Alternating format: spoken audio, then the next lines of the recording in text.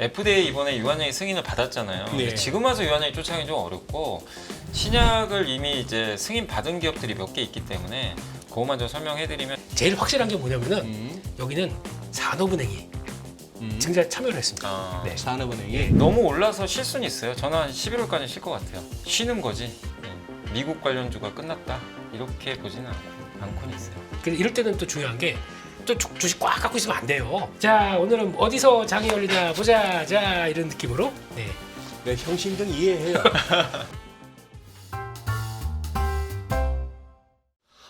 여미사님, 저는 왜 이렇게 이거 한 반년 넘어서 뵙는 되게 거죠? 오랜만에 되게 오랜만에 뵙는, 보는 네. 느낌이죠. 네. 원래 격달로 나오셨습니다. 이사님께서. 근데 되게 한 네.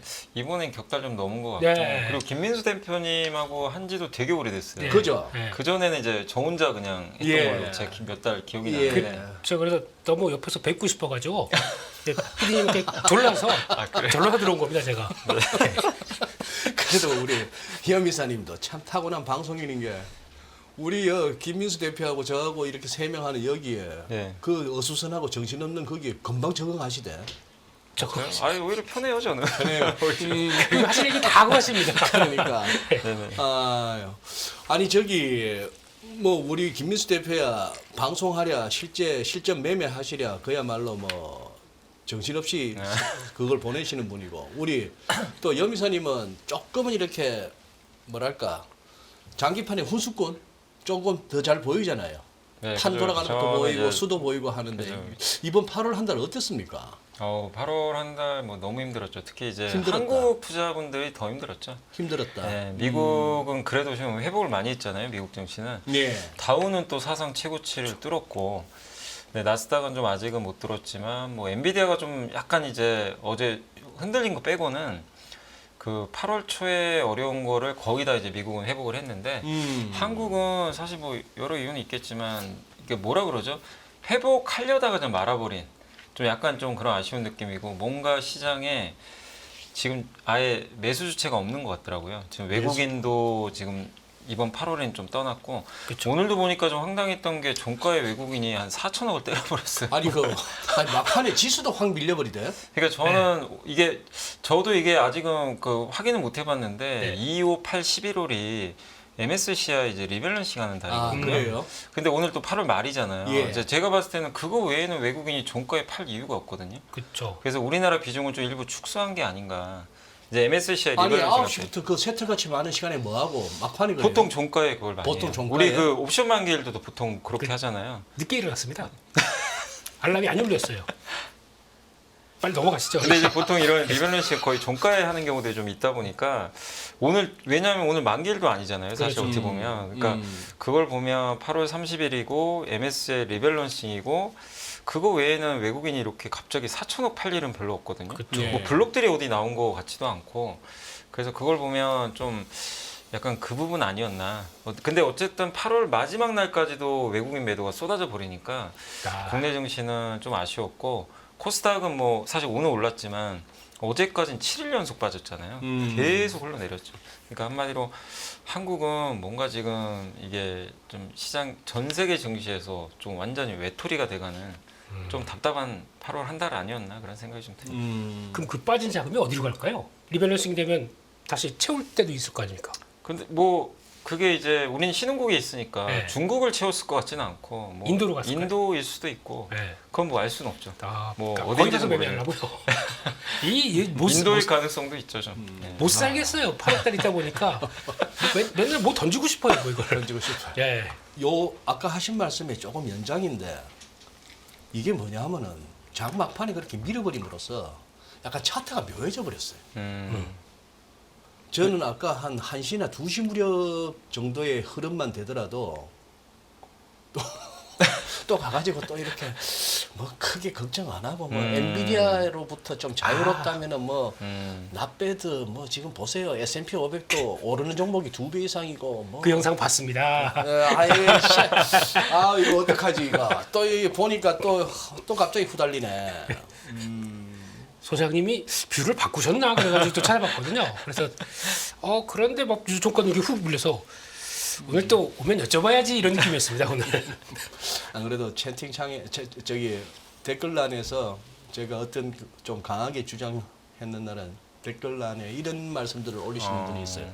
이진우 소장님 나중에 말 바뀌시면 안 됩니다. 근데 이게 말이 바뀌어야 되지 않습니까? 아니 뭐 그거 매매하시는 분들이 포지션도 바꿔야 그죠. 되듯이 예. 시장 그렇죠. 상황이 바뀌면 바꿔줘야죠. 포지션도 바꿔 그렇죠. 꺾을 거는 꺾어야 되는 거고 말도 바뀌어야 되는 건데 한 달 전에, 두 달 전에, 1년 전에 했던 말을 계속 고수한다는 거는 그러니까 그렇게 얘기하시면 됩니다. 그분들한테는 다음에 전화 오면 꼭 보세요 이렇게 하시면 됩니다. 네. 그래요. 아 근데 참씨 이 금요일 날은 늘 이렇게 웃으면서 진행하다 보니까 좀 사실 좀 민망하기도 합니다. 지금 의외로 제 주위에도 힘들어하시는 분들이 너무 많아요. 너무 많으세요. 너무 많고 특히 최근 들어서 이제 다소 이제 소외 받았다가 악재도 이제 한 차례 지나가고 난 뒤에 2차 전지가 다소 꿈틀거리잖아요. 네. 제가 보기에는 뭐 오늘은 별로였다 손치더라도 특히 그 셀메이커들은 LG엔솔이나 삼성 SDI는 그림 좋거든요. 네. 네. 그림 좋고 한데 그렇다고 다 안 가잖아요 예전처럼 2차 전지 중에서도 그러니까 2차전지도 좀 고민이 그거예요. 2차전지가 좀 좋아서 가는 건 아니거든요. 좋아서 가는 건 네. 아니다. 왜냐하면 뭔가 좋을 모멘텀은 있어야 되는데 네. 그게 사실 지금 아직은 전혀 없어요. 근데 그나마 이번 주에 제가 봤을 때 움직였던 건 사실 외국인들이 최근에 수급 보면 반도체 좀 팔고 있었거든요. 근데 그 자금으로 뭘 하고 있냐면 낙폭과 대주를 좀 사더라고요. 사는데 그 중에 또 일부가 이제 2차 전지인데 근데 그게 좀 결정타였어요. 삼성 SDI가 GM과 합작 공장을 취소를 안 하고 연기하거나 보통 지금 분위기는 그렇죠. 밀어버리거나 좀 취소하는 분위기인데 작년에 계획했던 걸 그대로 공시를 해버린 거예요. 뭐 4조 투자해서 하겠다. 그러면 이제 시장 참가자들이 봤을 때는 아 그래도 2차 전지에 대해서 투자들을 하는구나. 지금 업황은 안 좋다 하더라도 미래를 바라보고 있구나. 또 거기다 현대차가 인베스터 데이에서 전기차 판매 목표를 그대로 유지시켜 버렸어요. 그렇죠. 그러니까 이 두 가지가 좀 약간 이제 얼어붙었던 2차 전지 심리를 좀 이제 녹여준 거죠. 근데 뭐 그렇다고 해서 뭐 지금 전기차가 잘 팔리는 것도 아니고 업황이 바뀐 건 아닌데 사실 뭐 전기차 이제 이 배터리가 더 나쁠 거는 사실 별로 없거든요. 이미 악재들이 많이 나왔기 때문에 네. 그런 상황에서 그나마 뭔가 좀 기댈 수 있는 재료들이 한두 개 이렇게 나오다 보니까 외국인도 그걸 보고 이제 LG엔솔이 어제 급등했잖아요. 예. 그래서 좀 매수가 강하게 좀 들어갔던 건데 다만 이게 추세적으로 가려면 어쨌든 전기차가 팔리는 데이터가 예상을 뛰어넘어줘야 돼요. 그렇죠. 근데 그거는 이제 확인이 좀 한두 달 필요하니까 그래서 지금은 저는 배터리는 이제 어느 정도 바닥은 다졌고 다만 이제 옛날에는 소재주들이 항상 배터리 가면 먼저 갔잖아요. 뭐 에코프로비엠이나 뭐 LNF 같은 기업들이 LG엔솔보다 훨씬 많이 갔는데 지금은 이제 그렇게 생각을 이렇게 시장에서도 그냥 대표주로 하려는 이유가 뭐냐면 일단 소재주들이 지금 실적이 너무 안 좋은 상황이고 이게 배터리 가격이 어쨌든 계속 떨어질 수밖에 없거든요. 왜냐하면 저가 전기차 팔아야 되니까. 예. 그러면 계속 단가 인하 압력을 줄 수밖에 없을 것 같아요. 이게 왜냐하면 업황이 좋을 때는 소재가 또 위에서 단가 인하 압력이 넣기가 좀 어려운데 지금 업황이 워낙 안 좋다 보니까 어떻게 보면 이제 지금 LG엔솔이나 삼성 SDI가 더 지금 이제 어떻게 보면 좀 압력을 좀 넣을 수 있는 네. 그런 분위기로 저는 갈 수밖에 없다고 보거든요. 근데 시장도 아마 그런 걸 알고 있기 때문에 일단 지금 선택지를 먼저 소재보다는 근데 소재 쪽에서 뭐 실리콘 응급제 같이 꼭 이렇게 좀 앞으로 좀 기술 4680 예, 그런 예. 것들은 좀 다를 수 있겠지만 네. 작년에 아주 좋았던 그 양극재나 예. 이런 쪽은 일단 지금 제가 봤을 때는 LG엔솔이나 삼성 SDI에 비해서는 좀 매력도가 떨어지기 때문에 네. 지금 이번 주의 움직임도 LG엔솔이 훨씬 강하지 않았나 좀 그렇게 판단을 하고 있어요. 근데 혹시 그런 의견도 있거든요. 달러가 이제 약세로 가기 시작하게 되면 원자재 가격이 올라옵니다. 그러면 올라오는 원자재 가격에 맞춰서 이제 점점 이제는 양극재 구성하는 가격들도 이제 올라올 테니까. 그럴 수도 있죠. 네, 그러면 같이 이제부터 이제가 진짜가 아니냐 뭐 이런 의견도 나오거든요. 이건 어떻게 생각하세요? 근데 저는 기본적으로 추세적으로 가려면 네. 이게 안 가는 이유는 명백해요. 전기차가 안 팔려요. 그렇죠. 그게 핵심입니다. 전기차가 우리 예상보다 지금 훨씬 안 팔리고 얼마 전에 화재 사고까지 났잖아요. 네. 그러니까 결국 이런 심리를 바꾸려면 전기차가 우리가 뭐 예를 들면 10만 대 팔릴 게 15만 대 팔려주고 깜짝 놀랄 만한 데이터가 한번 나와줘야 될 것 같아요. 근데 그게 아직은 안 보이거든요. 그렇죠. 그래서 최악은 지나간 것 같은데 그래도 GM의 에퀴녹스도 나왔고요. 그 다음에 기아의 EV3가 호평을 좀 받고 있더라고요. EV3? 예, 그게 이제 저가 전기차인데 네.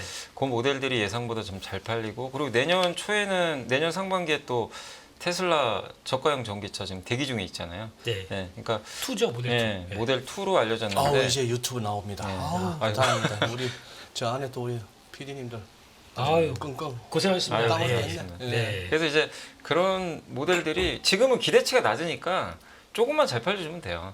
그러면은 그러니까 이게 주가가 어쨌든 불이 붙으려면 뭔가 깜짝 놀랄 만한 뭘 보여줘야 되거든요. 네. 안 그러고는 그렇게는 못 가요. 네. 가는데 한계가 있죠. 수급만은. 아하. 그래서 그거를 지금 기다리는 구간에 지금 진입은 했다. 이렇게 보고 있어요. 근데 연미사님 우리 이 배터리 네. 이 배터리 말이에요. 네. 언제까지 전기차만 쳐다보고 있어요? 전기차 말고도 좀 다양하게 쓸 때 많지 않습니까? 근데 아니 지금 사실 여기 스마트폰에도 들어가잖아요. 글쎄.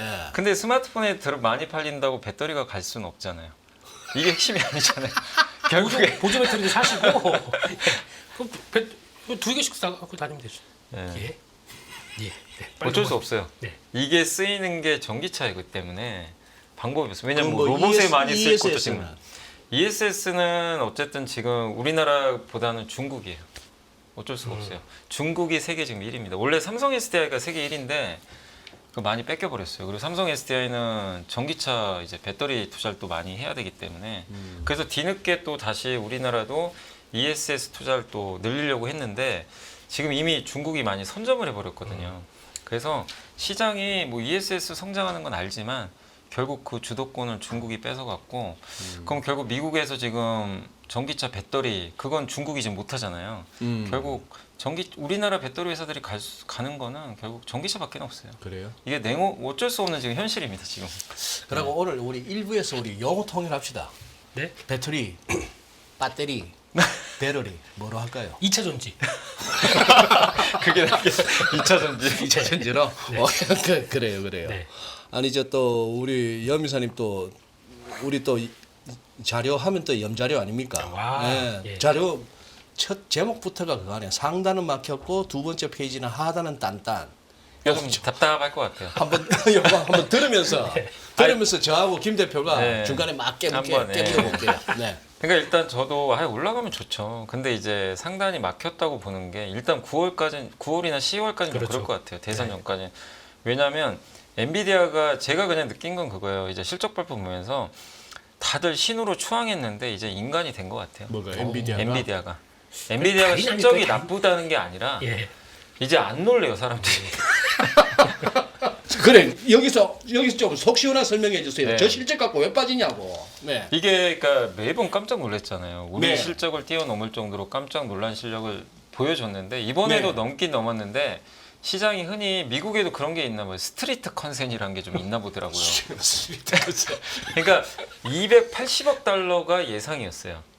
예상이. 근데 이번에 300억 달러 나왔죠. 예. 근데 미국의 스트리트 컨센은 330까지도 올라가 있었대요. 그 월스트리트 스트리트예요. 그냥 스트리트예요. 그냥 이제 월가에서도 일부 의견은 맞아요. 근데 너무 이제 엔비디아가 놀라운 걸 보여주니까 그럼 그렇잖아요. 주가 올라갔으면 이 기대치가 훨씬 올라가죠. 그러니까 우리도 그렇잖아요. 뭐 얼마 전에 화장품도 그렇고 몇몇 기업들 아니 애널리스트 수정보다 잘 나왔는데 주가가 망가져버려요. 그렇죠. 그 보면 스트리트 컨센이라는 게 돌아다니더라고요. 그러니까 그거는 이제 우리가 알 수 없는 건데 근데 미국도 약간 그런 느낌이 좀 있어요. 그러니까 이 얘기는 뭐냐면 너무 좋은 실적은 맞는데 이제 사람들이 신이라고 생각을 안 해요. 이제 안 놀래요. 이 정도 실적 가지고는 이미 어느 정도 주가 올라온 상태에서 더 놀라운 걸 보여줬으면 좋겠는데 네. 그게 아니었고 또 엔비디아가 실적이 나빠서 빠진 것도 아니지만 블랙웰 칩에 대한 이제 약간 우려가 있었죠. 이번에 새로운 칩이 나왔는데 3개월 연기됐고 이게 수율이 얼마인지 알 수가 없어요. 그래서 마진율이 지금 꺾였거든요, 실제. 그러다 보니까 젠시상 CEO도 명확하게 얘기를 안 해요. 블랙의 매출이 얼마 나올 거다 이게 아니라 그냥 수십억 달러 찍힐 것 같습니다. 그러니까 이게 표현이 모호해져 버렸어요. 옛날에 숫자를 적어줬거든요. 예. 뭐 얼마면 얼마. 예. 근데 수십억 이렇게 써버린 거예요. 그러니까 이제 이 시장 참가자들이 간파한 거죠. 뭔가 좀 자신감이 없어 보인다. 그러니까 이제 지금 이렇게 많이 오는 주가를 이제 버티기가 좀 어려웠던 것 같아요. 그리고 이제 그동안 들고 있던 사람들 입장에서도 팔고 싶거든요. 많이 올랐기 때문에. 근데 좋았으면 안 팔았겠죠, 더 생각보다. 근데 이번에 이제 발표했던 그런 걸 보고 좀 이제는 좀 쉬어가도 되겠다. 더 이상 굳이 뭐 여기서 우리가 더 적극적으로 투자하는 것보다는 좀 당분간 조금 보수적으로 보자는 그런 심리가 좀 강했던 것 같아요. 그래서 그 좋은 그 실적에도 주가가 6%나 빠진 이유가 된 게 아닌가 이렇게 보여지고, 또 엔비디아 주가 싼 건 아니잖아요. PER이 뭐 40배 가까이 또 됐고, 그렇죠. 그 다음에 이게 또 하나 나온 게 뭐냐면, 그 결국엔 중요한 게 이제 매그니피센트 7개 기업들의 실적 전망치인데 여전히 좋아요. 이 파란색 막대기가 여전히 크죠. 근데 뭐냐면 꺾이잖아요. 그렇죠. 성장률이 꺾여요. 요 밑에 있는 건 S&P 497 3개 기업들의 이익 전망치예요. 493이겠네요. 네, 493. 예. 이들은 어쨌든 올라가요. 그러니까 이제 이런 부분도 엔비디아한테 조금 이제 약간 불편해. 그러니까 기울기가 꺾이는 거예요. 기울기가. 네. 예, 나쁘다가 아니라. 그래서 이 엔비디아 실적을 보고 저도 좀 당분간 좀 미국도 상단은 좀 막히겠다.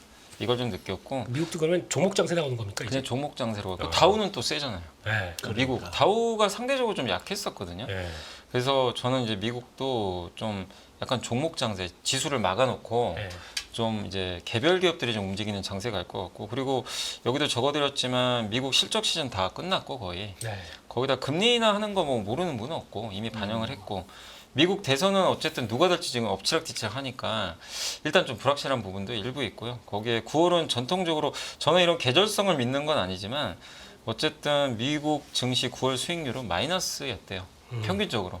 이제 그런 계절성까지 있다 보니까 이걸 펀드 매니저들도 미국은 모르진 않을 거라고 저는 보거든요. 세금 문제죠 그게. 뭐 그건 모르겠어요. 아, 예. 9월에 뭐 세금 문제 때문에 유독 좀 9월이 약했다고 합니다. 전통적으로 계절성으로. 예, 뭐 저 부분이 사실 좀 다들 저 얘기를 하는데 네. 9월이 전통적으로 1년 12달 중에 좀 안 좋다는 네, 가장 좀안 조금 좋았던. 납득이 잘 안 되는 게 9월이면 그거 아니야. 소위 말해서 그 큰 손들이 이제 8월 달에 비치에서 아니면 뭐 요트 타다가 네. 이제 9월 달 딱 오면 이제 또 연말 한번 보너스를 해볼까? 위해서 열심히 또 한번 해볼까 하는 건데 오자마자 페데기보다는 사는 게 정석 아닌가? 먼저 팔아놔야 싸게 돼서 그 다음에 살 거 아닙니까? 아, 또 그래 되나? 알겠습니다. 그래서 그러니 아까 저기서 저 장표 다시 한번 보면 금리나 100%저 대목에서 나오는 얘기 이제 추론할 수 있는 게 이제는 지표 좋게 나와야 되는 거죠. 지금 지표 좋게 나와야 돼요. 그렇죠. 지금까지는 무조건. 지표 나쁘게 나오면 금리나 좀 빨리 해줄 거야, 많이 Bad is 해줄 good. 거야, bad is good 했는데 네. 이제 이러나 저러나 금리는 무조건 내리는 빼박이니까. 거예요. 네, 빼박이죠. 그래 이제 지표 나쁘면 안 되네. 네, 그러면 이제 경기 침체 또 시그널이 가동이 되니까 당연히 안 좋을 수밖에 없어요. 그리고 지금 PER도 한번 여쭤볼게요, 연구사님. S&P 500 지금 현재 PER이 21배, 10년 평균 거의 18배, 5년 평균도 19.4배, IT가 29배라서 IT가 더 높단데. 네. 그럼 지금 엔비디아는 얼마 정도 되는데요? 엔비디아가 거의 한 40배 정도 됐고. 40배 정도. 네. 근데 우리 코스피가 지금 9배가 안 될 거예요 아마 지금. 요새 좀 빠져가지고. 10도 안 되는 거예요? 10이 아니라 9도 안 되고 9도 안 되고. 왜냐면 우리나라 지금 아직까지 이익 추정치가 올라가요. 올라가는데 주가 빠져버렸잖아요. 이 추정치가 올라가는데 네, 주가만 빠지다 보니까 PER이 제가 오늘 그 증권사 한 보고서 보니까 8.8배 정도까지 떨어졌더라고요. 그러니까 이제 지금 우리 한국은, 근데 우리나라는 뭐 늘 이러니까 사실은 이게 PER 10배 안 되는 게 일상이다 보니까 이게 뭐 그럴 수도 있지만 어쨌든 아니 한국은 막말로 예. 뭘 합니까 그러면 이 국장에서 형 왜 해요? 그 돈이 돼? 이 와중에 왜냐 그냥 그런 거 있지 않습니까? 다른 거 없고 예 변동성을 사랑하는 변동성을 아주, 사랑하는 예, 이런 사람들만 남아 있기 때문에 그래서 거의 요즘에 보면 대부분 개인 투자자들 단타를 많이 쳐요. 예, 거의 단기 매매만 하시지 중장기 투자는 잘 안 하려고 하시는 것 같아요. 그게 시장이 그렇게 만든 겁니다. 저희를 훈련을 시켰어요. 갖고 있었더니 하루 이틀 갔다가 그냥 다 빼버리고 그러니까 아 이거를 챙겨야겠다 그러니까 점점 시계열이 짧아지다 보니까 이게 시장이 만든 괴물입니다. 예? 신학괴 시장이 낳은 야. 괴물 신학괴 예, 아니 예. 혹시 그럼 코스닥은 얼마예요 대충? 코스닥은 잘 모르겠어요. PER 이. 코스닥은 비쌉니다. PER이 항상 비싸서. 네. 왜냐하면 거기에 2차 전지랑 바이오가 네. 많아서 이들은 기본적으로 PER이 높아요. 그래서 코스닥은 밸류로 얘기하면 안 돼요 일단. 코스닥은 PR 여쭤보시는 거 처음 봤습니다. 깜짝 놀랐어요. 코스닥은 밸류로. 아닌 말로 계산하기 PER 어려워. 나옵니까 코스닥에? 아니 재무제표 보면 영업이익이 마이너스가 수두룩한데 마이너스 영업이익에서 주가 해가지고 그 PER이 계산이 됩니까? 그래서 안 왔다니까요. 그래서 잘 계산하는 몰라요. 게. 근데 PER이 어쨌든 나오긴 하는데 높죠. 나오긴 높긴 하는데 높죠. 높긴 높다. 네, 높긴 높죠. 검색해 보겠습니다. 진행하시죠. 예. 근데 어쨌든 이제 미국은 S&P 500도 이 21배만 싼 게 아니거든요. 그러니. 어쨌든 비싸기 때문에 예, 과거보다 예, 예. 그러니까 이런 것들을 좀 시켜줄 수 있는 조정이 좀 필요하다고 저도 좀 보고 있어요. 음. 그래서 미국 증시도 저는 일단 좀 뭐 급락까지는 아니더라도 좀 위를 강하게 열기는 좀 쉽지 않아졌다. 이렇게 좀 보고 있고 다만 이제 다음 페이지 보시면 그렇다고 하단이 막 크게 뚫릴 것 같지는 않은 게 일단 왜냐하면 미국 경기가 만약에 침체 시그널이 한번 더 만약에 이제 다음 주죠 고용 지표가 꺾이거나 정말 그런 사태가 발생하면 또 한 번 밑이 또 뚫릴 수도 있어요. 근데 그럴 가능성이 좀 높지 않은 게 여전히 미국 같은 경우 여기 보시면 노동 그 수요가 더 많고요 공급보다. 그러니까 노동 수요가 많다는 건 기업들이 아직은 이제 제공할 수 있는 일자리가 더 많이 있다는 얘기죠. 예, 그래서 아직은 고용이 그렇게 나쁘다고 보기는 어렵고 AI 때문에 노동 생산성도 지금 많이 올라가고 있고요. 그리고 오늘 미국이 엔비디아가 그렇게 안 좋았는데도 미국이 버텼던 건 사실 이것 때문이거든요. GDP 성장률이 2분기가 이게 잠정치죠. 3%로 올라가 버렸어요. 오히려. 그러니까 침체 그러는데 미국의 GDP는 오히려 더 올라가고 있다는 거죠. 그러니까 이런 것들이 미국의 연착륙 아니냐 이걸 또 나타내는 그런 데이터고 또 한국의 요 밑에 보면 영업이익 컨센서스 추인데 요게 3분기고 요 밑에 있는 게 4분기인데 막 이렇게 가는 건 아닌데 안 꺾이고 있거든요 아직까지는 이익 추정치가. 그러니까 이런 것들을 보면 우리나라 또 별로 오른 것도 없고 PBR이 지금 우리나라가 한 배가 안 되잖아요. 네. 그런 거 보면 하단은 그렇다고 하단이 막 크게 뚫릴 게 지금 있나? 특히 우리나라만 봤을 때는. 네. 그래서 저는 위아래가 이게 좀 막혀 있어서 결국 좀 계속 종목 장세 위주로 좀 갈 수밖에 없지 않나. 네. 이게 삼성전자가 만약에 위가 열어주면요 종목 장세가 아닌 지수 장세 나올 텐데 제 엔비디아가 이 상황인데 삼성이 또 열기 쉽지 않잖아요. 하이닉스도. 그래서 그냥 당분간 그냥 개별주 위주로만 좀 움직일 수 있는 그런 장세인 것 같아요. 우리 여기는 종목 장세라고 얘기하는 순간 종목 얘기 안 하고는 집에 못 갑니다. 종목 장세라는 걸 네, 우리도 알겠습니다. 알아요. 네, 알겠습니다. 우리도 아니까 종목 얘기하고 가셔야 돼. 네, 네, 되게 손을 비비면서 얘기하시니까 예. 되게 무섭습니다. 예. 요새 국회 보면 재밌는 장면 많아요. 지금 싸우자는 겁니까? 뭐 이런 거. 뭐 많아요. 재밌는 장면들이. 이렇게 울적할 때 국회 관련한 이 유튜브 짧게 올라온 것들 몇 개만 보면은 네. 더 우울해집니다. 자, 그래요. 가시죠. 예. 그리고 이제 또 한 가지가 근데 이제 약간 이제 우리나라 입장에서 좀 걱정되는 것 중에 하나가 이제 미국이 지금 경기가 좀 둔화되고 이러면 수출이 또 줄 수도 있고 그다음 미국이 지출을 좀 줄이면 어떡할까 이런 좀 걱정이 되긴 하거든요. 저도 이제 그런 거를 많이 걱정하는 게 왜냐하면 우리나라 시장을 좀 이끄는 주요 주도주들이 대부분 다 AI 아니면 아니 요새 뭐 바이오가 세긴 하지만 어쨌든 미국이 그 재정 지출을 많이 했잖아요 그동안. 그렇죠. 그래서 뭐 현대 일렉트릭이 간 이유도 그런 것 때문이고 조선주도 다 저는 다 거기 연동된다고 보거든요. 그렇죠. 왜냐하면 이제 LNG 프로젝트를 하니까 결국 미국이 지출을 많이 하면서 이런 이제 주도주들이 탄생을 했던 건데 근데 만약에 미국이 지출을 줄이거나 다른 나라가 줄이면은 이 공식이 깨진다고 저는 좀 보고 있어요. 근데 이제 얼마 전에 하나투자증권에서도 되게 좋은 자료예요. 이게 한상의 커플 꼭 한번 읽어보세요. 제가 그 자료 보고 한번 제가 직접 한번 그림을 그려본 거고요. 예. 이 자료의 핵심 뭐냐면 계속 투자할 것 같다. 미국은. 미국뿐만이 아니라 전 세계가 다 계속 투자한다. 네. 이게 이제 이 보고서의 핵심인데 왜냐하면 지금 각자 도생의 시대라고 합니다. 왜냐하면 그 누구도 지금 도와주질 않아요. 예. 왜냐하면 지금 보호무역으로 지금 다들 가고 있죠. 이건 미국만 그런 게 아니죠. 지금 뭐 중국도 보호무역 하죠. 유럽도 지금 보호무역 가죠. 그렇죠. 이거 하려면 뭐 들어가죠? 다 돈 필요하죠. 그래서 재정 지출을 계속 늘릴 수밖에 없고 트럼프는 더 심하죠. 난 안 도와준다. 예, 그 나토한테 그랬잖아요. 나 대통령 되면 GDP 대비 국방비 2%인데 3%로 올려라. 예, 그러면 방위비 더 써야 되거든요. 그럼 방산주들한테 사실 좋을 수밖에 없는 거고 해리스는 도와준다는 입장인데 해리스가 언제까지 도와줄까? 미국도 지금 급한데 돈 쓸 데가 많은데 그렇죠. 그래서 그 10년간 재정 지출을 봤더니 트럼프가 지금 나오는 이제 그 공약을 보면 3.5조 달러 써야 되고요. 해리스가 2조 달러. 우리나라 돈으로 3천조가 다 넘는 돈이잖아요. 예. 이 막대한 돈들을 계속 써야 되고 요 밑에 보면 GDP 대비 정부 부채의 비율인데 지금 2차 세계대전보다 돈을 더 많이 쓰고 있어요. 미국은. 여기 보시면. 예. 야. 2차 세계대전 전쟁이라서 그럴 수 있지만 지금 저렇게 돈을 많이 쓰고 있습니다. 근데 그렇게 많이 쓸 수밖에 없는 거죠. 지금 상황 자체가. 그럼 물가는 쉽게 못 내리는 거 아닙니까? 그래서 물가가 너무 내려가면 예. 부채 비율이 안 떨어져요. 그렇죠. 안 떨어지죠. 왜냐하면 GDP 대비해서 부채 비율을 보는 네. 거잖아요. 네. 그러면 GDP가 올라가는 방법 중에 하나가 물가 올려버리면 되거든요. 네. 그럼 명목 GDP가 그쵸, 올라가죠. 그쵸. 예, 왜냐하면 이제 거래 가격 자체가 올라가니까. 네. 그래서 여기도 나와 있지만 물가가 예전처럼 뭐 높은 물가라는 게 아니라 어느 레벨에서 물가를 유지시킬 가능성이 좀 높은 상황인 것 같고, 그리고 미국도 지금 골치 아픈 게 정부 부채 비율이 너무 올라가니까 그렇죠. 이걸 낮추는 방법은 달러를 약하게 만들거나 아니면 금리를 꺾어버려야 돼요. 예. 지금 5.5나 되잖아요. 네. 그래서 저도 이 의견에 동의해요. 뭐 물가까지는 제가 모르겠고 네.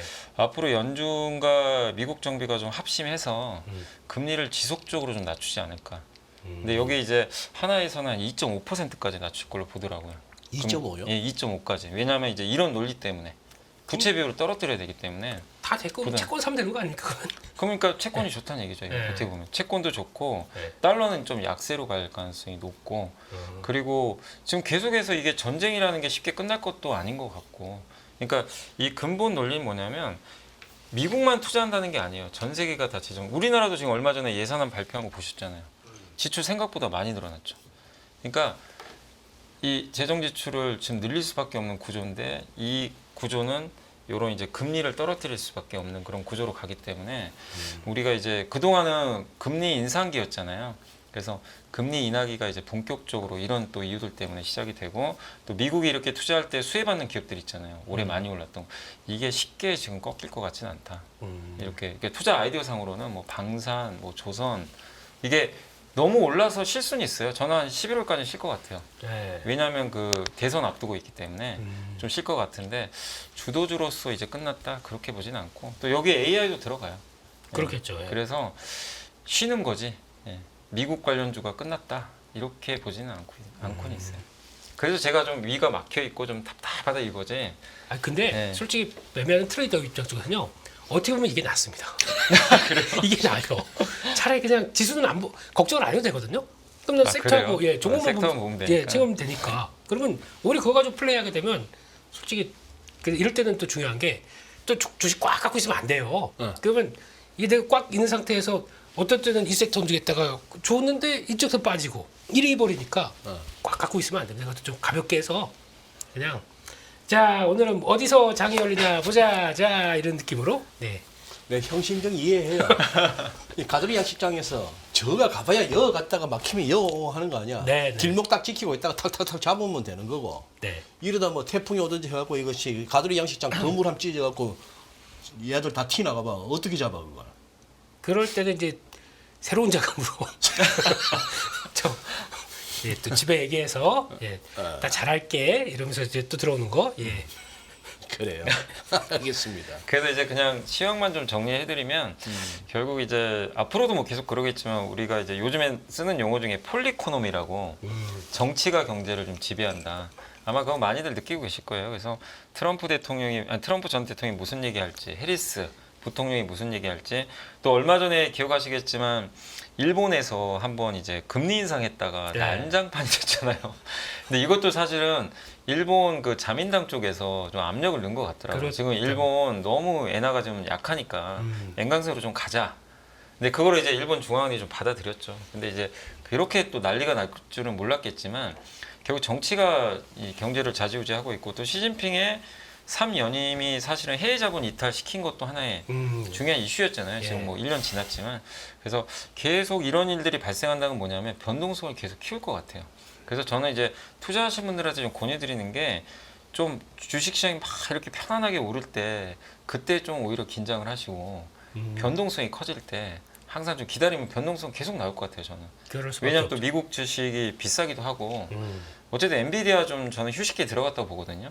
그럼 언제든지 한번 또 밑으로 꺾을 수도 있어요. 그게 뭐가 될지 모르지만 예. 그런 거를 도망가지 마시고 그럴 때 오히려 투자를 하자. 그렇죠. 오히려 오를 때 좀 조심하시고 야. 급 나갈 때 오히려 좀 적극적으로. 이번에 저는 개인 투자에 너무 잘하셨던 게 지수 10% 빠진 날 그렇죠. 개인 투자자분들 왕창 사시더라고요. 그리고 2,700 가니까 기가 막히게 또 다 다셨습니다. 사시더라고요. 그뭐 근데 깜짝 놀랐어요. 어쩔 수 없어요. 이게 저희가 단련된 겁니다. 이렇게 이게 시장이 다 저를 이렇게 만들었는데 뭐. 그러니까 영미사님도 이런 얘기 하시는 거 보니까 저희 잔잔바리개로 이게 한번 초빙을 아주 좋은 표현이고 저희 명언이거든요. 저는 이제 뭐 팔자 이거보다도 어쨌든 좀 투자를 좀 이렇게 내가 매수를 할 거면 예. 좀 변동성을 반대로 이용하자. 그렇습니다. 그게 이제 좀 전략이다 이렇게 좀 말씀드리겠습니다. 뭐두 분 형님들이야 뭐 날고 기니까 그래서 또 돈도 많고 하니까 날 것만 먹었습니다. 네? 날고기는 그래서- 날 것만 먹었죠. 그래서 지금 뭐 엔비디아 막 90불까지 막 가고 할 때 오 땡큐 하면서 딱 사가지고 뭐 100불 위에서 딱딱 털어먹고 하면 좋지만 그게 아니고 130불 위에서 샀는 사람은 웃자라고. 방법이 있습니다. 방법이 있습니다. 근데 그걸 알려드려도 안 하시더라고요. 어떤 방법이냐? 비싸게 산 거는 반뚝 잘라서 손절하세요. 손절했다가 형 진짜 이게 진짜 알만한 사람이 왜 그래? 야, 이게- 차라리 내가 살점을 떼주고 말지 그 살점을 다시 키우는 50% 한 20% 이상 넘어가면은 편안해진다니까 마음이. 아유, 한 그러지 말- 5% 8% 터졌을 때가 얼굴이 시커멓지. 저희 잔잔바리 교육을 다시 받으셔야 될 것 같습니다. 자, 1강부터 다시 수강하고 오시고요. 예. 근데 그 손절 얘기 좀 그만하소. 그 잘 안 돼. 솔직한 얘기로. 해야 된다니까요. 이게 매매를 할 때는 손절을 못하면 주식하시면 안 돼요. 근데 손절 안 돼갖고 저 에코 아이씨 아직도 그래 몇 년째 지금 그래. 그러니까 어렵죠. 다 하라는 얘기는 맞아요. 아닙니다. 예, 손절하면. 반이라도 해서 그거를 이거 계속 해보셔야 됩니다. 그래서 찾아서 불려나가야 돼요. 그런 방법밖에 없어요. 참 씨. 형 그렇게 해봤어? 그러고 살고 있지 않습니까? 이러고. 그렇게 살고 있어요. 예. 이러고 살다가 다시 여기 뭐 구멍 난 계좌 이거 다시 다 응. 이렇게 하고 뭐 그랬었는데 그 방법밖에 없더라고요. 자 이사님 가시죠. 예. 네 죄송합니다. 근데 진짜 엔비디아 위에서 사신 분들은 좀 고민이 될 수밖에 없어요. 이게 아니 진짜 고민 될 수밖에 없죠. 130불 위에서도 들어가신 분들이 많다니까. 네, 그때 이제 계속 막 좋은 얘기들 계속 나오니까 아마 저 우리 아파트 경비원 아저씨가 에? 이야. 저도 이제 엔비디아 주주입니다 이러신 게 한 달 전에 한 140불 그러니까 넘어. 못 참으시더라고요. 이게 하도 좋으니까. 저희가 많이 경험해 왔었는데 왜 네. 코프로 때도 그렇고 막 다 이렇게 과열될 때 그 분위기를 다시 가겠죠. 근데 그때도 뭐씨 텔레비에서는 뭐 사라고 이 사람 저 사람 나와가 사라고 막. 근데 이거는 그럼 이제 제가 이걸 좀 뛰어넘으려고 했는데 이걸 얘기를 해야 되겠다. 하세요. 엔비디아 안 그래도 갖고 엔비디아 오면- 얘기하세요. 네. 그래 좀 엔비디아 아 이게 맞는다는 얘기는 아니고 네. 저는 이제 늘 말씀드리자 엔비디아 저는 개인적으로 그때 막 3조 달러 넘을 때 조금 약간 너무 단기간에 좀 오버했다고 생각은 했거든요. 너무 올라가니까. 근데 저는 크게 걱정은 안 해요. 왜냐면 엔비디아가 아직까지는 끝났다고 생각 안 하는 게 뭐 구글의 전 CEO도 그때 이제 비공개 석상에서 한번 얘기했던 게 기사가 됐지만 엔비디아를 대체하기 좀 어렵다고 지금 보고 있어요. 대부분. 그러니까 지금 엔비디아 경쟁 칩들이 지금 나오기 시작하잖아요. 네. 아마 그러려고 할 거예요. 계속 노력들은. 근데 엔비디아가 이 칩만 판매하는 게 아니라 거기에 소프트웨어 같이 끼워서 판매하니까 AI 개발자들이 그 쿠다라는 플랫폼 안 쓰면 그렇죠. 만들기가 쉽지가 않아요. 그럼 그걸 누군가 깨줘야 되는데 네. 그거 좀 쉽지가 않고 거기다가 지금 보면 이 빅테크 회사들이 어쨌든 지출을 좀 줄이진 않고 있거든요. 지금 이번에 마이크로소프트 보이시죠? 이번 분기에 지출한 게 네. 190억 달러예요. 우리나라 돈으로 20조가 넘어요. 그렇죠. 여기에 AI 투자를 지금 하고 있고 메타도 마찬가지고 지금 다 투자를 하고 있고 오늘 또 뉴스 보니까 오픈 AI 1,000억 달러 펀딩하는데 애플과 엔비디아 참여하겠다. 네. 그러니까 AI에 대한 지출은 끝이 없고 요거는 예전에 제가 어떤 신문 기사인데 신문 기사에서 이제 나왔던 걸 한번 요약을 해본 거예요. 미국에서 이제 어떤 한 투자자가 적정 가치를 한번 계산을 해봤대요. 좀 나온 지 한 몇 달 됐어요. 그때 한참 이제 3조 달러 넘을 때 네. 초창기에. 근데 이제 그 논지는 뭐냐면 지금 투자해서 많이 먹을 게 없다. 그거였어요. 뭐냐면 글로벌 데이터 센터 시장이 앞으로 2조 달러 갈 거래요. 네. 이거 엔비디아 젠슨하게 얘기를 한 거예요, 직접 네. 본인이. 얘기를 했는데 만약에 연간 20%씩 성장을 하고 인프라 투자 10% 하면 엔비디아한테 들어올 수 있는 금액이 6천억 달러 정도 매출 기회가 생긴대요, 연간. 네. 근데 엔비디아가 앞으로 이걸 다 독점할 건 아니잖아요. 그렇죠. 지금은 90% 점유인데 네. 50%까지 그럼 반토막 내버렸어요. 네. 그럼 3천억 달러 매출이 나와요. 여기서 이익률 50% 잡으면 1,500달러죠. 여기서 PER 30배 주면 4.5조 달러 나와요. 네. 근데 그때 3.23조 달러 갔을 때 네. 기껏해야 그러면 올라갈 수 있는 확률이 30%밖에 안 나와요. 30%가 업사이드가. 없으니까. 아 근데 엔비디아 투자한 분들이 30% 수익 내려고 하는 게 아니잖아요. 아, 그렇죠. 2배, 3배 하려고 하는데 쉽지가 않다는 얘기죠. 그 얘기는 뭐죠? 이걸 본 순간 좀 많이 좀 떨어졌을 때 투자하면 좋겠구나. 그랬으면 좋은데 3조 달러 이상에서는 이 업사이드가 없다는 게 아니라 좀 이렇게 적다는 얘기예요. 사실 우리가 수익 낼 수 있는 의미. 근데 어쨌든 이 논리가 맞으면 네. 아직 끝난 건 아니에요, 사실. 그쵸. 엔비디아도. 근데 이걸 뭐 누가 어떻게 될지 내년에 또 알겠어요, 사실은. 근데 우리가 이렇게까지밖에 계산을 할 수는 없지만 이걸 봤을 때 엔비디아가 주가가 어쨌든 떨어지면 떨어질수록 저는 매력은 생긴다고는 좀 보고 있거든요. 다만 지난번처럼 이제 아까 뭐 130달러 얘기했지만 너무 오를 때는 좀 조심하자. 그래서 제가 아까 소장님 아시는 분한테 제가 희망을 드리는 건 아니고 지금 어쨌든 물려 계시잖아요. 물려 계시는데 이게 저는 이런 흐름을 봤을 때 아직 엔비디아가 끝난 것 같지는 않다. 쉬어간다. 예, 좀 우리가 1차적으로 짚어졌던 기술적인 타겟을 이번에 조정해서 90불 다 최근에 봤단 말입니다. 그 밑에도 가능하다고 보세요, 그러면? 90불 밑으로도. 그거는 어쨌든 이제 9월 달에 지금 만약에 혹시라도 이제 경제 지표가 생각보다 안 좋게 나오면 갈 수도 있죠, 사실은. 근데 지금 나오는 경제 지표 정도 유지하고 또 지금 어쨌든 9월에 또 FMC도 있고 금리 인하 거의 기정사실이고 제가 봤을 때 이게 뚜렷한 또 악재가 나올 만한 부분은 별로 없거든요. 경제 지표가 뭐 망가지는 거 말고는 9월에 특별히 뭐 나올 만한 그렇다고 뭐 엔화 가치가 갑자기 또 급변동할 상황도 아닌 것 같고 그래서 저는 당장 막 그렇게까지 막 엄청난 폭락이 나오고 그렇게까지는 보고 있지 않아요. 문제는 엔비디아가 아니라 저희 메모리 반도체 아닙니까 지금? 이게 더 중요한 문제 아닙니까? 엔비디아도 물론 엔비디아인데 여기서 지금 수많은 8층에 있어요, 9층에 있어요 계신 분들 삼성전자 이제는 뭐 20층에 있어도 계시고 SK 하이닉스 이게 더 문제죠 지금요. 그렇죠. 네. 요새 뭐 8층짜리, 9층짜리 아파트 자리 있나요? 적어도 20층은 넘어야지. 주상복합 사시네요. 아이고 그래요. 또 가십시다. 네. 예. 그리고 이제 뭐 좀 종목 얘기도 해볼게요. 네. 이제 이벤트 같은 거 얘기하고. 종목 장사를 하셨으니. 네. 그래서 이제 먼저 그 9월 주요 이슈 보면 좀 약간 답이 나오거든요. 그래서 9월달에 이제 9월 3일부터 6일날 폴란드 MSPO가 뭐냐면 방산 정시예요. 요게 이제 포문을 열어요.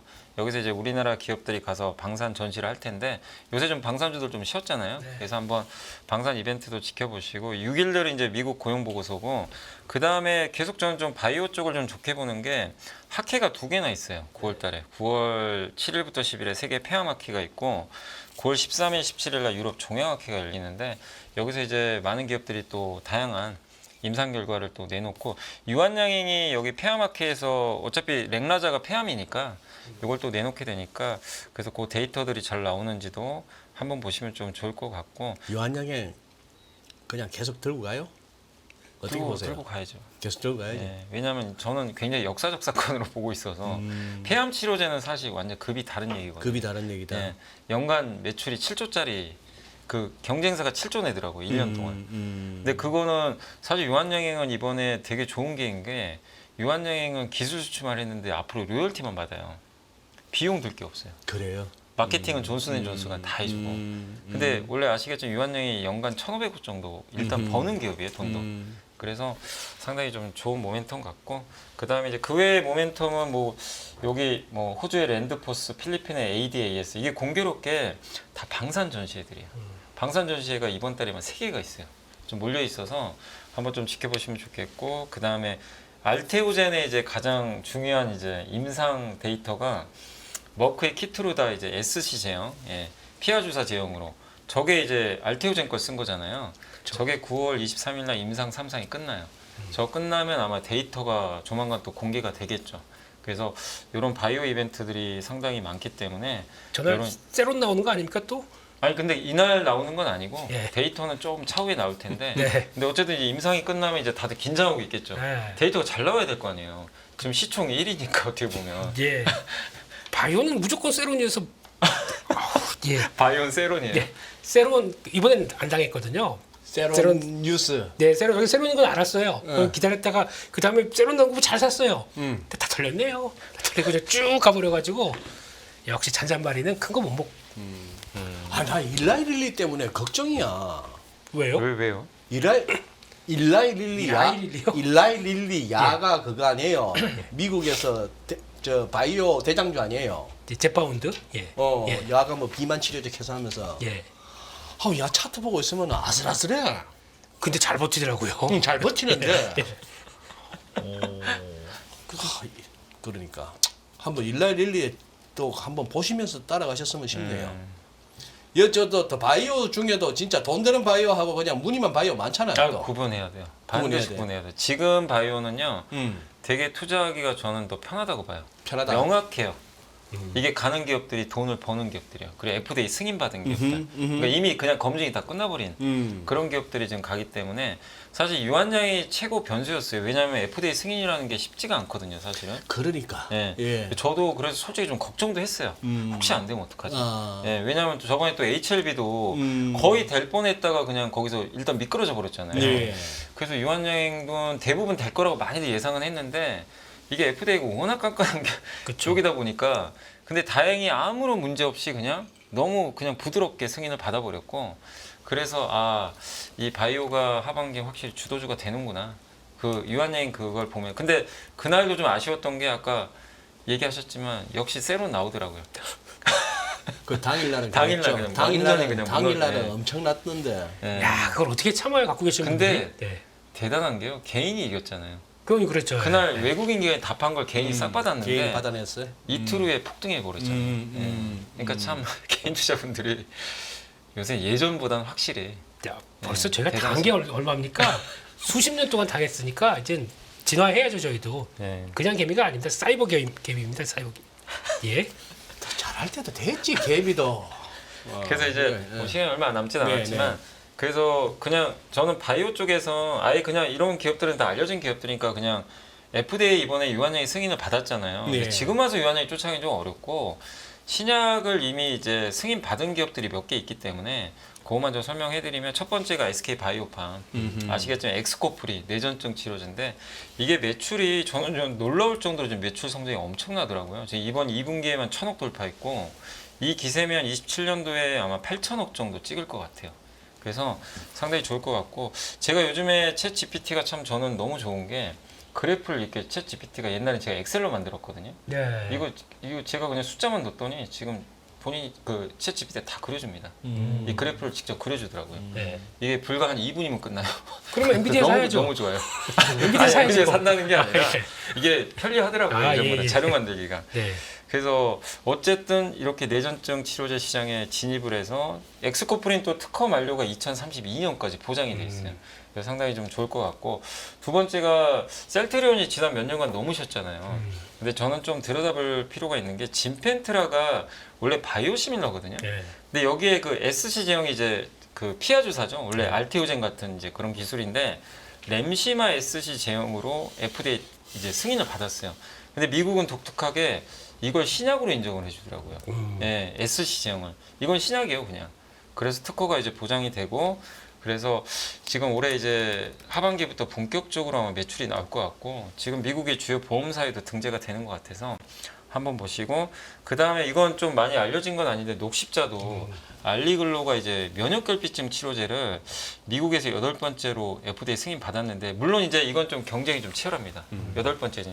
근데 혈전 문제를 좀 제거를 시켜줬대요. 근데 보험사 입장에서 사고 나면 안 되잖아요. 그렇죠. 그래서 그런 면에서 좀 탁월하게 좀 안정성이 있어서 어느 정도 좀 매출은 나오지 않겠냐. 그래서 저도 이제 최근에 이제 공부하면서 보면 느낀 게 우리나라 이제 제약바이오가 옛날에는 그냥 되겠지 이게 좀 많았어요. 근데 지금 제약바이오주도 움직이는 거 알테오젠 또 리가켄바이오 네. 또 최근에 이런 이제 FDA 승인받은 기업들은 확실히 좀 뭔가 검증이 됐거든요. 네. 근데 그런 기업들이 주가가 이제는 실제로 주도를 하고 있어요. 그래서 확실히 과거보다는 바이오에 대한 좀 신뢰가 좀 예전보다는 좀 많이 올라가지 않았나. 그래서 여러분들 투자하실 때 그냥 뭐 되겠지보다는 이렇게 좀 이미 좀 확인된 기업들을 주가가 좀 아직 좀 덜 올랐다면 한번 보시는 것도 어떨까 그렇게 좀 생각은 하고 있습니다. 그런데 말입니다. 너무 궁금해요. 예. 이러라고 저 여기 들어온 네. 그 오늘 아까 시간 외로는 ABL 바이오가 예. 또 사고를 친 것 같아요 느낌이. 아까 뭐 시간에서 뭐 하한가 아까 들어갔습니다. 한가가고 뭐 예. ABL 바이오가 예. 이중면역 항암. 그거죠. 예. 그 여기 이제 이 뇌 예, 쪽에 예, 예. 맞죠. 예. 근데 그림으로만 봐서 그렇게 이렇게 이해합니다. 문과는 문과 아니잖아. 공부대 분이시고 문과는 그렇게 이해합니다. 이렇게. 근데 이게 조금 좀 찜찜해요. 근데 이제 임상 그 일상 그 결과가 나왔는데 예. 그게 실패한 건가요? 저는 이제 읽어봤을 때는 이게 실패인지 그러니까 성공인지 좀 명확하진 않아가지고. 24명 중에서 18명이 부적응 반응 뭐 이게 나왔다고 아, 하면 그래요? 75%라고 하더라고요. 부적응 반응이. 네. 그럼 이거는 거의 실패로 인정하면서 그렇게 그 발표하자마자 확 빠지더라고요. 그래서 저는 이제 네. 저도 이제 그거 내용을 보고 저는 사실 ABL 바이오를 잘 모르기 네. 때문에 공부를 잘 안 해봤어요, 그쪽. 네. 근데 이제 그게 이중항체 쪽으로 맞습니다. 되게 유명한 기업으로 알려져 있잖아요. 예. 그래서 근데 임상 제가 그것만 보고는 해석이 안 돼서. 네. 근데 하한가 같다는 얘기는 뭔가 좀 시장에서 안 좋게 본다는 얘기잖아요. 그렇죠. 근데 그렇다면은 당연히 바이오 전체에 좀 안 좋게 작용할 수 있어요. 네. 그러나 저는 그게 바이오 전체에 악영향을 준다고 생각 안 하는 게 왜냐면 임상 일상도 데이터고 일상이죠. 예. 3상까지 가서 FDA 뭐 그게 안 된 것도 네. 아니고 그리고 어쨌든 지금 가는 기업들은 지금 완전히 차별화돼 있거든요. 이게 그 ABL이 만약에 혹시라도 그게 데이터가 실패했다고 해도 예. 그게 FDA 승인받은 기업들하고는 저는 무관한 이슈라고 좀 보고 있기 때문에 바이오가 대세로 가는 거에 저는 큰 지장은 없을 것 같다. 네. 이렇게 보고 있지만 다만 변동성은 나올 수 있겠죠. 센티는 조금 네. 예. 그럼 오히려 저는 기회가 되지 않을까. 이걸로 인해서 밀리면 오히려 기회가 된다. 기회다. 다만 옥석은 정말 잘 가리자. 옥석. 네, 그게 저는 좀 중요한 민수 이 것 ABL 바이오 그동안에 몇 번 건드려 봤어요? 아이고 많이 건드렸는데 제가 저런 자리는 안 좋아해요. 이렇게 딱 붙은 자리는 별로 안 좋아해가지고 네, 그냥 휴, 이런 느낌이 최근에 뭐 ABL은 좀 주가가 얘 그동안에 네. 뭐 이렇게 만들어낸 약으로 이 회사가 만들어낸 약으로 히트친 게 뭐가 있습니까? 지금 개발 중인데요.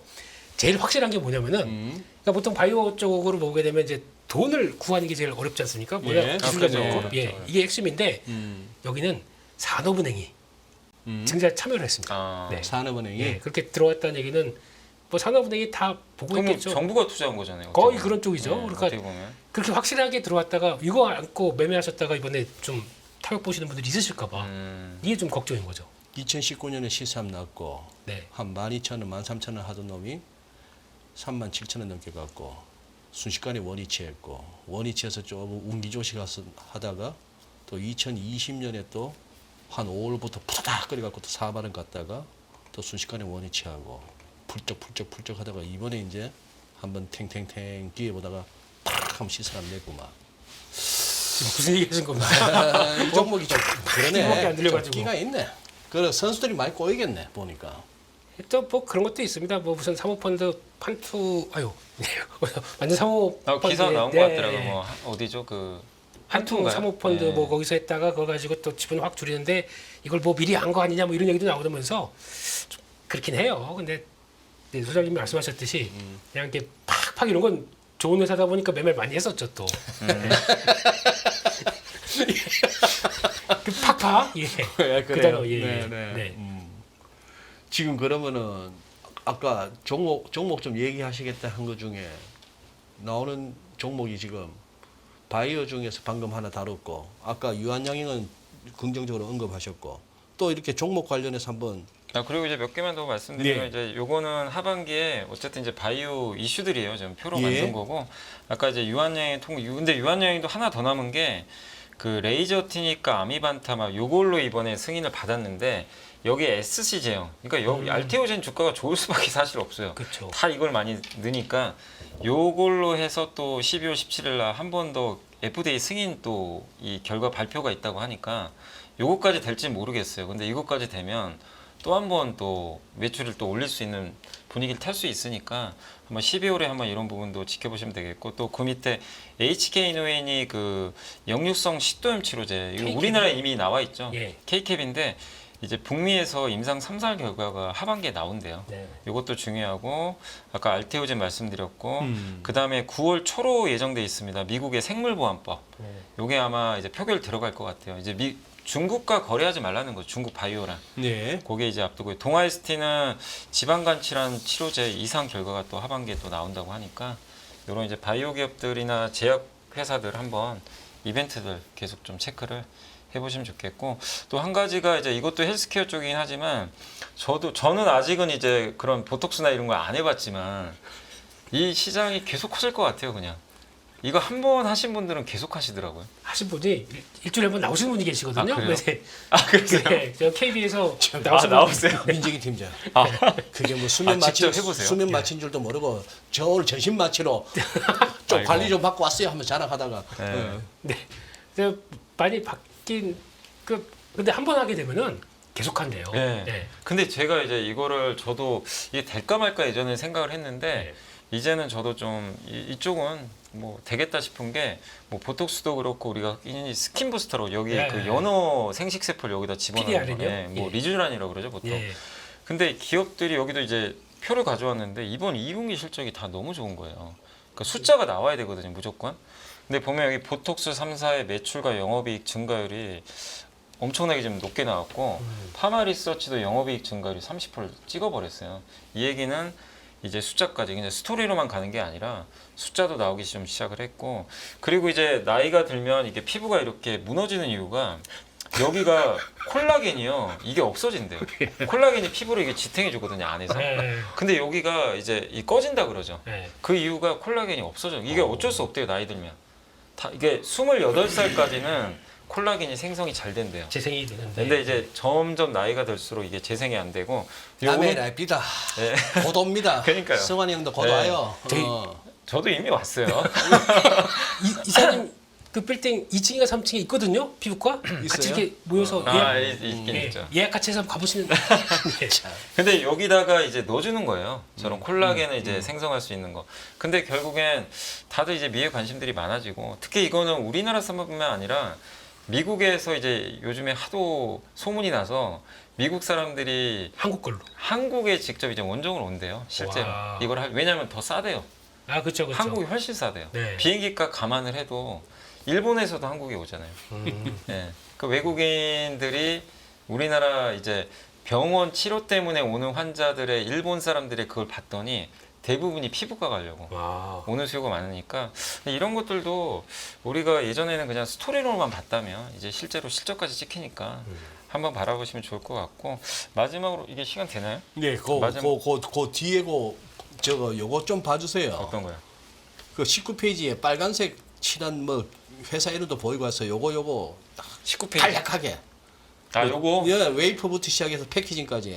요건 뭐냐면 어. 그 중국이 AI 어. 불게 하잖아요. 네. 아까도 말씀 중국이 예, 절대 예, 포기 예, 안 할 거예요. 예. 그럼 중국이 뭐 하죠? 미국 반도체 장비 못 사니까. 음. 우리나라 거 사거든요. 그러면 이게 전공정 밸류 체인인데 빨간색은 뭐냐면 중국 매출 비중이 좀 되는 네. 회사들이에요.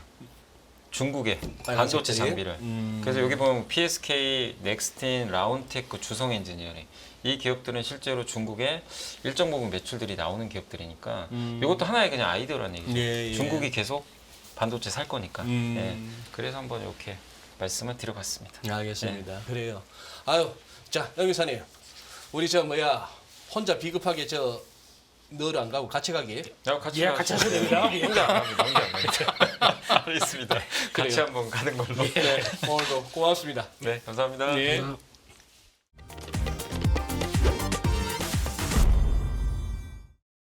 안녕하세요. 유승입니다. 더 많은 영상을 보고 싶으신 분들은 화면 오른쪽에 있는 구독 버튼을 눌러주시기 바랍니다. 그리고 영상을 보시면서 좋아요는 필수인 거 아시죠? 항상 인포맥스 라이브를 사랑해 주셔서 감사합니다.